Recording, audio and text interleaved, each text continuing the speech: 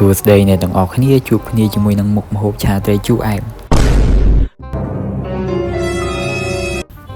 ជាដំបូងយើងត្រូវមានត្រកួនខ្ចីមួយដុំខ្ទឹមក្រហមចិញ្ច្រាំលាយខ្ទឹមសត្រីក្រហមកន្លះគីឡូបន្ទាប់មកយើងមកធ្វើទឹកជូរអែមរបស់យើងដោយចាក់ខ្ទឹមចូលហើយកូរវាឲ្យឈ្ងុយរួចហើយយើងបំពងត្រីទុកបណ្ដើដែរមកឥឡូវយើងមកផ្សំគ្រឿងទឹកជូរអែមរបស់យើងបន្តទៀតដាក់ស្ករត្នោតចូលហើយកូរ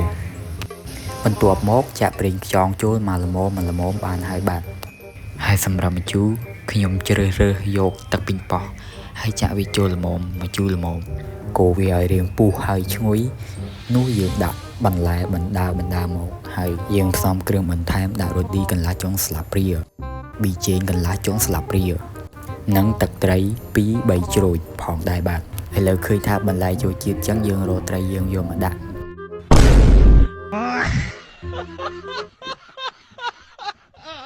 ចំកដុងឆែកមិនបានត្រីសុទ្ធតែឆ្អឹងអញ្ចឹងខ្ទេចវល់សង្ស័យខ្មៅលួចស៊ីអាមើលទៅ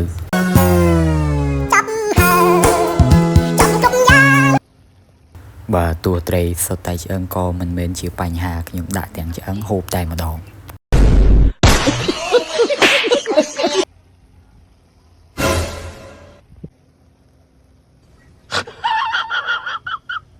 បាទឥឡូវឃើញថាឆាឆ្អឹងត្រីជូរអែមយើងគឺបានឆ្អិនល្អហើយបាទ